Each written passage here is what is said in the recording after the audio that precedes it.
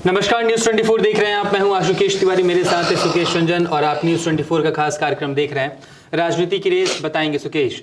आज बात होगी अरविंद केजरीवाल को लेके। अरविंद केजरीवाल एक बार फिर से जेल से बाहर आ गए। जमानत मिल गई उन्हें, सीबीआई ने उन्हें गिरफ्तार किया था। ईडी से जमानत मिलने के बाद से इस जेल के अंदर ही सीबीआई ने उन्हें गिरफ्तार कर लिया था और आज उस मामले में भी सुप्रीम कोर्ट ने जमानत दे दी है। शर्तें सेम रहेंगी बाहर आने की। जो ईडी ने जिन शर्तों पर उन्हें बाहर भेजा था उसी शर्तों पर सीबीआई की जमानत भी लागू हो जाएगी। बेसिकली जो आखिरी वक्त पे उन्हें जमानत मिली थी चुनाव प्रचार के दौरान, ठीक लोकसभा चुनाव से पहले मिली थी। उस वक्त उन्होंने आते ही एक के बाद एक बम फोड़े थे। सबसे पहले प्राइम मिनिस्टर नरेंद्र मोदी के अगले कार्यकाल के बारे में उनकी टिप्पणी, इसके बाद से कई ऐसे बयान जिसने बहुत डैमेज किया एनडीए को या फिर कहें बीजेपी को। अब कुछ ऐसा ही माहौल अभी भी है। हरियाणा चुनाव के वक्त वो ठीक जेल से बाहर आ रहे हैं। और सर, क्या उनके आने के बाद हरियाणा चुनाव बदलेगा? क्योंकि गठबंधन नहीं हुआ है कांग्रेस के साथ, 90 सीटों पर चुनाव लड़ रही है। किसको ज्यादा तकलीफ होगी, कांग्रेस या बीजेपी? देखिए, जो इनिशियल रिपोर्ट्स हैं बहुत पोलराइज्ड फाइट है ऐसा बताया जा रहा है। पहली बार ऐसा देखने में आ रहा है। हाल फिलहाल के दशकों का चुनाव अगर हरियाणा में देख लें आप, तो पहले बीजेपी बहुत स्ट्रांग नहीं थी। ये लड़ाई कांग्रेस और आईएनएलडी के बीच होती थी। बीजेपी एक फ्रिंज प्लेयर थी। बाद में बीजेपी 14 के बाद पिक्चर में आ गई तो आईएनएलडी हाशिए पे चली गई। उसके पहले 10 साल कांग्रेस शासन में थी। तो आम तौर पे सीधा मुकाबला रहा है हरियाणा में जी। ये पहली दफा है कि बीजेपी एक इनकम्बेंट गवर्नमेंट है, वो वहां मजबूती से चुनाव लड़ रही है। कांग्रेस वापसी की राह देख रही है, वो मजबूती से चुनाव लड़ रही है। मोटे तौर पे कह रहे हैं कि इन दोनों के बीच मुकाबला है। लेकिन इसके साथ अगर आप देखें तो आईएनएलडी से निकलकर जेजेपी जो दुष्यंत चौटाला ने बनाई, वो चंद्रशेखर के साथ चुनाव मिल गए, उन चुनाव में पार्टिसिपेट कर रहे हैं। आज़ाद समाज पार्टी, वो एक गठबंधन है। एक आईएनएलडी और बीएसपी का गठबंधन है। और फिर एक केजरीवाल की अलग से पार्टी है जो अभी तक कोशिश कर रही थी कि कांग्रेस के साथ उसका गठबंधन हो जाए। शायद वो कोशिश इसलिए थी केंद्रीय स्तर पे, राहुल गांधी के स्तर पे, मल्लिकार्जुन खड़गे के स्तर पे, कि वो इंडिया ब्लॉक को बनाए रखना चाहते थे। वो एक ऐसा मैसेज देना चाहते थे कि हम सब साथ हैं।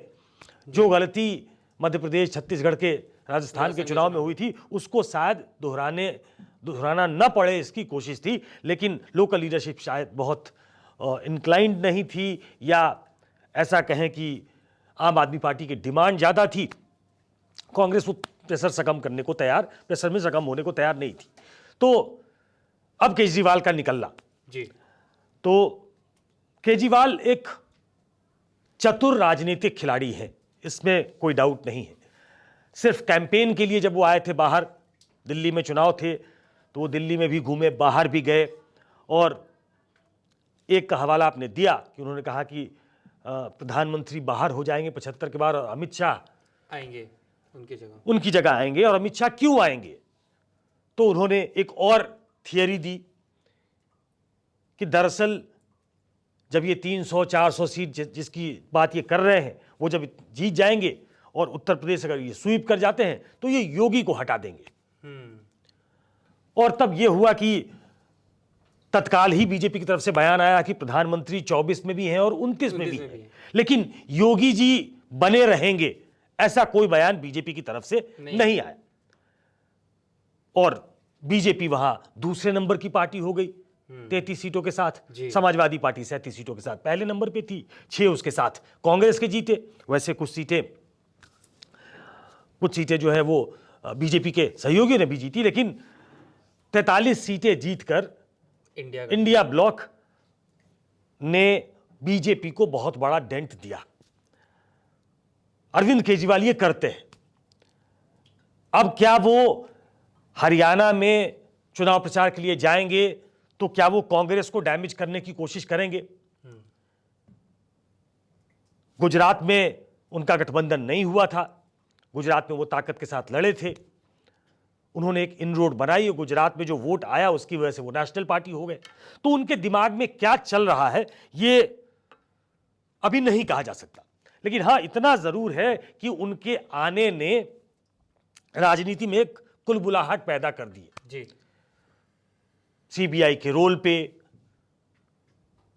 और थोड़ा मैं अगर डाइग्रेस कर जाऊं पॉलिटिक्स से, तो 11 साल के बाद सुप्रीम कोर्ट ने सीबीआई को पिंजड़े में बंद तोता फिर से कहा।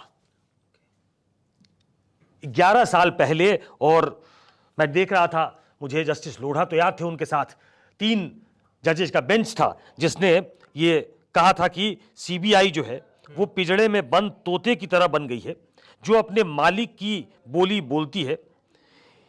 ये ऐसी अनैतिक कहानी है जिसमें एक तोते के कई मालिक हैं। जी।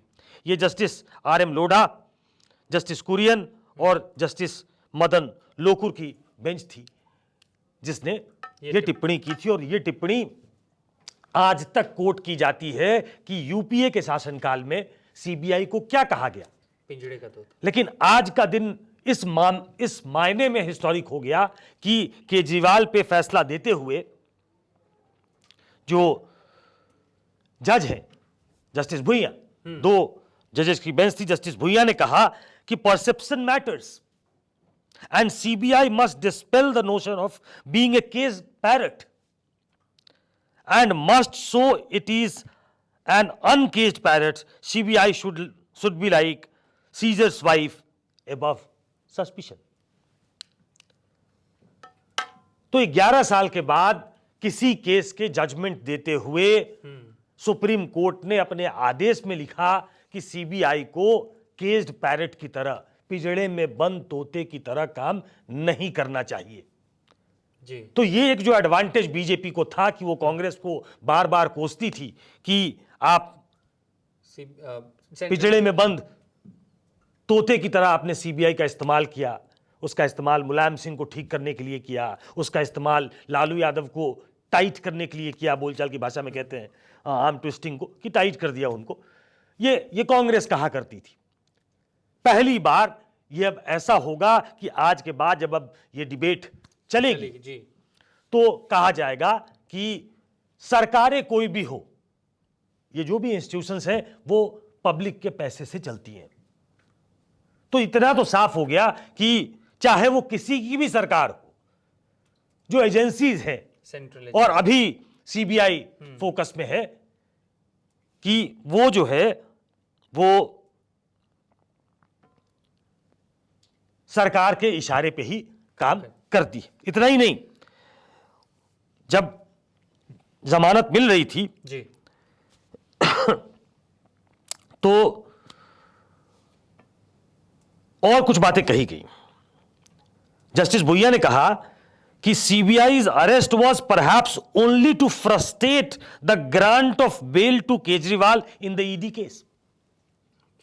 मतलब टाइमिंग पे सवाल खड़ा किया है और यह कहा है कि चूंकि ईडी से बेल मिल गई थी और उससे जो एक उत्साह था उसको उस आम आदमी पार्टी को फ्रस्ट्रेट करने के लिए आपने उसी समय गिरफ्तार किया। गिरफ्तारी पे सवाल नहीं उठाया, लेकिन वो गिरफ्तार करना जायज था, लेकिन जिस तरीके से आपने ये गिरफ्तारी की है उससे ये बू आती है कि आपने फ्रस्ट्रेट करने के लिए यह गिरफ्तारी की है। टाइमिंग पे भी सवाल उठाया जी। तो एक एक टिप्पणी जो है वो हिस्टोरिक होती जा रही है इस जजमेंट की। शर्तें लगाई हैं, शर्तें लगाई गई हैं और वो बड़ी टफ सी शर्त है। आप अपने दफ्तर नहीं जा सकते, आप फाइल साइन नहीं कर सकते, आपको अपना पासपोर्ट जमा करना पड़ेगा, आपको हाजिरी देनी पड़ेगी हफ्ते में 2 दिन एजेंसीज के सामने। अपने केस अब ऐसा जब होता है तो आप virtually you are not a CM. अगर आप फाइल पे साइन ही नहीं कर सकते, कैबिनेट की बैठक बुलाई गई और कैबिनेट की बैठक में कुछ प्रपोजल जो मूव होता है उस पर अगर केजरीवाल के साइन नहीं है, चीफ मिनिस्टर के साइन नहीं है, तो उसका कोई मतलब नहीं है। लेकिन ये लगाया गया है। लेकिन ये लगाते हुए भी क्या कहा जस्टिस भुइया ने, जो जजमेंट पढ़ रहे थे, उन्होंने कहा कि जमानत की उन शर्तों को लेकर जो ईडी ने लगाया है उनको गंभीर आपत्ति है। जिसमें केजरीवाल को मुख्यमंत्री ऑफिस और सचिवालय जाने पर रोक लगाया गया है। लेकिन चूंकि ईडी मामले में इस कोर्ट की 2 जज की बेंच ने यह शर्त लगाकर रखी है, इसलिए उन शर्तों को लेकर मैं यहां कोई अपनी राय व्यक्त नहीं कर रहा हूं। इस केस में जस्टिस भुइया ने यह कहा कि मुझे आपत्ति है जिस तरीके की शर्तें हैं, लेकिन वो शर्त जारी रहेंगी, चूंकि पिछले कोर्ट ईडी मामले में जो बेल मिली, जो बेंच जिस बेंच ने बेल दी थी, उन्होंने ये शर्त लगाई है। इसलिए मैं अपने आप को इस पे मैं कोई टिप्पणी इस पे नहीं कर रहा हूं। मतलब कुल मिलाकर अगर आप इस आज के बेल के प्रकरण को देखें तो 2-3 चीजें साफ होती हैं। एजेंसीज कॉम्प्रोमाइज्ड हैं। सीबीआई को कॉम्प्रोमाइज्ड ब्यूरो ऑफ इन्वेस्टिगेशन कहा जाए क्या? और कॉम्प्रोमाइज मैं इसलिए कह रहा हूं क्योंकि यह समय समय पर कहा जाता रहा है। आज जब कोई सीबीआई का मामला सामने आ रहा है तो कभी आप मल्लिकार्जुन खड़गे का बयान देखेंगे, राहुल गांधी का बयान देखेंगे, ममता बनर्जी का बयान देखेंगे, तमाम कि सीबीआई का बेजा इस्तेमाल हो रहा है, एजेंसीज का बेजा इस्तेमाल हो रहा है। और आज की सरकार कहती है कि बिल्कुल नहीं, कोई बेजा इस्तेमाल नहीं हो रहा। जो सरकार में होता है वो कहता है कि बेजा इस्तेमाल नहीं हो रहा, जो विपक्ष में होता है वो कहता है कि हम विक्टिमाइज किए जा रहे हैं।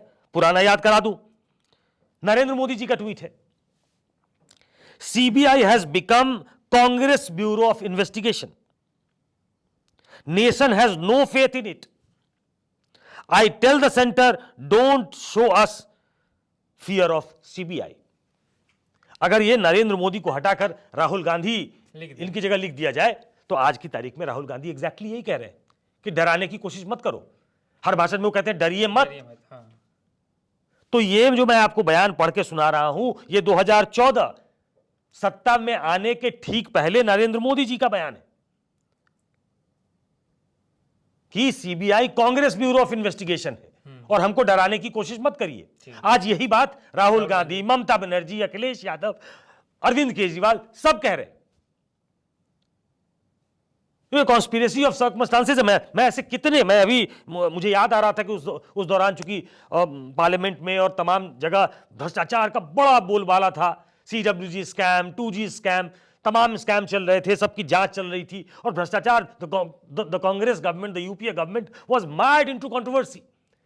तो हम लोग हर दिन देखते थे इसमें और हर दिन कुछ ना कुछ बयान आते थे। तो इसलिए मैं सोच रहा था कि क्या क्या बयान दिए गए थे, मैं ढूंढने लगा। अरुण जेटली जी का बयान है, ये भी 2014 का, please read my article how the Congress party manipulated the CBI in the last decade. और उसके बाद उन्होंने लिंक दिया है उस आर्टिकल का। जब एक बार अमित शाह पे कार्रवाई हुई थी 2010 में, जस्टिस सोहराबुद्दीन के फर्जी इनकाउंटर मामले में, तो सुषमा स्वराज ने हाउस में यह मामला उठाया था कि इस तरीके से राजनीतिक प्रतिशोध की भावना से कार्रवाई नहीं होनी चाहिए। और एक मीटिंग थी, एक डिनर था जिसमें मनमोहन सिंह के यहां जाना था। उन्होंने अध्यक्ष को, दोनों संसद में दोनों सदनों के नेता विपक्ष को, सबको शायद डिनर पे बुलाया था। वो डिनर भी कैंसिल हो गया था क्योंकि उनके नेता को, जो उस समय गृह राज्य मंत्री वहां हुआ करते थे, अमित शाह, उनको सम्मन कर लिया था सीबीआई ने। आज भी जब समनिंग होती है ईडी में तो आप देखते होंगे, आज तो और भी पावरफुल मीडियम है कि कैसे पूरे कांग्रेस के कार्यकर्ता उस सड़क को जाम कर देते हैं और कहते हैं कि ये पॉलिटिकल वेंडेटा है। तो ये मैं थोड़ा डाइग्रेस कर गया, लेकिन लोगों को जानना जरूरी है कि कैसे सीबीआई के बारे में परसेप्शन, जब सत्ता में होता है तो वो दल कुछ और कहता है, जो विपक्ष में होता है वो दल कुछ और कहता है। रही बात पॉलिटिक्स की, तो आने दीजिए अरविंद केजरीवाल को। पहला हमला मुझे लगता है आते आते तो नरेंद्र मोदी पे होगा, सरकार पे होगा। जिस तरीके से उनको बंद किया गया, वो छूटे बेल पे हैं, ट्रायल बाकी है, तमाम शर्तें हैं, लेकिन ट्रुथ ट्रायम्फ्स, सत्यमेव जयते, वो तमाम चीजें लिखी जाएंगी और जैसे वो सब के सब क्लीन होकर बाहर आ गए हैं। विजय नायर आज की तारीख में बाहर है, संजय सिंह बाहर है, मनीष सिसोदिया बाहर है, अरविंद केजरीवाल बाहर है। तो ऐसा लगेगा जैसे बेल मिलना, ये आज बीजेपी ने कहा है कि पहले जेल वाले सीएम थे, अब बेल वाले सीएम है। और ऐसा सीएम दिल्ली को नहीं चाहिए जो साइन ही नहीं कर सकता, जो सचिवालय ही नहीं जा सकता। तो ये पॉलिटिकल लड़ाई होगी। तो पॉलिटिकल लड़ाई आज तिहाड़ के बाहर से शुरू हो जाएगी दोबारा, और वो फायरी अंदाज आप अरविंद केजरीवाल का देखेंगे। हरियाणा में वो क्या करते हैं, क्या वो इंडिया ब्लॉक के पार्टनर होने के बाद भी बहुत फियर्स तरीके से हरियाणा में लड़ने जाएंगे? क्या वो इतना प्लंज करेंगे? 90 सीटों की घोषणा उनकी सहमति से हुई है, इसमें कोई डाउट नहीं है, लेकिन क्या वो उतनी ताकत लगाएंगे हरियाणा में, या फिर वो देखेंगे कि इसमें एक्सपोज होने से बचना चाहिए, हमें इससे दूर रहना चाहिए, हमें इंडिया ब्लॉक की जरूरत अभी है, विपक्ष मजबूत रहेगा। जैसे अखिलेश यादव ने, उनको जब लगा कि हमें सीट नहीं मिलने वाली है तो उन्होंने साफ लिख दिया कि हम कांग्रेस का समर्थन करते हैं जी, क्योंकि इन द लॉन्ग रन विपक्ष की यूनिटी बहुत जरूरी है जी। तो शरद पवार ने भी अरविंद केजरीवाल के पक्ष में लिखा है। शरद पवार एमवीए के, इंडिया ब्लॉक के पार्टनर हैं, एमवीए के बहुत महत्वपूर्ण हिस्सा है महाराष्ट्र में। क्या शरद पवार उनको समझाएंगे कि आपस में ये लड़ाई ठीक नहीं है, वोटों का बंटवारा नहीं होना चाहिए, या इंडिया ब्लॉक में क्रैक्स नहीं दिखने चाहिए? तो हरियाणा में बहुत क्लोजली वॉच करना पड़ेगा कि अरविंद केजरीवाल आने के बाद अपनी रणनीति में बदलाव करते हैं, या जो उनका एक शगल है कि वो फुल आउट जाने की कोशिश करते हैं। वो गुजरात में भी पूरी ताकत के साथ लड़े थे, वो पहली बार भी लड़े, पंजाब में तो ताकत के साथ लड़े थे, विपक्ष में बैठे, दूसरी बार तो उन्होंने सुपड़ा ही साफ कर दिया। तो क्या हरियाणा में भी वो उसी तरीके से लड़ना चाहेंगे, या रणनीति में थोड़ा बदलाव करेंगे? अब जबकि उनके तमाम बड़े सहयोगी बाहर हैं, तो क्या एक माइंड बॉगलिंग एक्सरसाइज होगी, और उसके बाद ये तय होगा कि हरियाणा में क्या होना है। क्योंकि सर मैं भी पढ़ रहा था कि हरियाणा जो स्टेट है वो पंजाब और दिल्ली से सटा हुआ है, और दोनों जगह आम आदमी पार्टी की सरकार है। अरविंद केजरीवाल खुद हरियाणा से आते हैं, तो क्या ऐसे में उनके मन में ये भी होगा कि जैसे हमने गुजरात में इन रोड्स बना लिए, और कुछ दिन पहले तक ये भी कहा जा रहा था कि अरविंद केजरीवाल पंजाब और दिल्ली की वजह से उनका प्रभाव, आम आदमी पार्टी का प्रभाव हरियाणा के शहरी क्षेत्र में बहुत अच्छे खासे जगहों पे हुआ है।